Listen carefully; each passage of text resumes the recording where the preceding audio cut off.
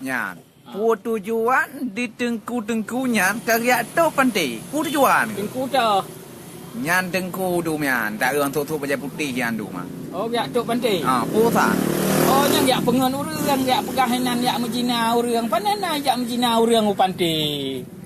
Ban urang yak tamasya kenan. Menya memang yak tok pantai, yak tok bank ancang.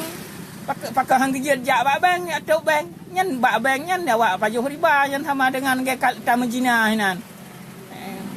Nyan gak tuduh tu pantai, bana bencana beok gubi di Allah Taala ke pegah tu buat pantai.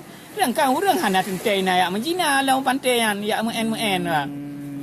Ban menyebab bank ban bengah kai buka yan. Bopat na bank di Aceh operasi yang atas nama syariah dan nai tulis bak pintu je label halu ah. Man, pakai hang ya atop tengku-tengkunya menyana tuliang kreh ke. Teman tengku lagi-lagian model yang kita ikut. Oh, pandai tak ikut yang tidak juga yang ibarat gajah di pelupuk mata berakhir ramai-ramai semut di seberang lautan jelas kelihatan.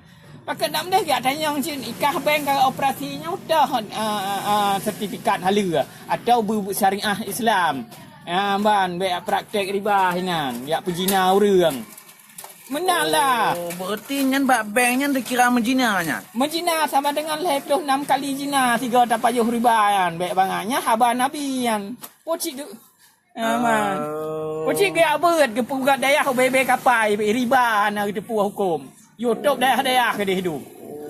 Oh, hai. Oh, ya tu punya benar. Teman nak hana ke pegah-pegah bila hendak aku dengar. Pandai gak pegah ikat nyan pi kena menjina kenan kana hinan bak bang aman dak menjina nai jaga satpam nai penjaga priti menyau pantai ka hana aman itu puai gop.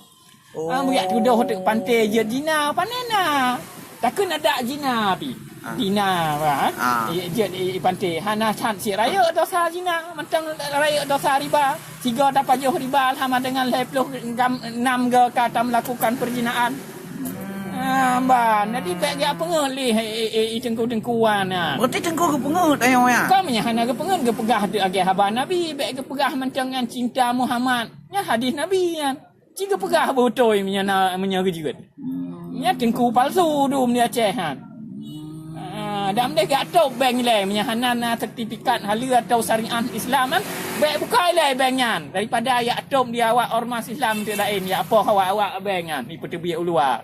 Tapi orang haju nyebab bang mak kuasa oleh mak. Oh, bohong anak min. Mati hanya dah dengar orang kenyan. Mati hana gak abet bopo cita teman. Ya ke siapa mengenai pada Allah Taala.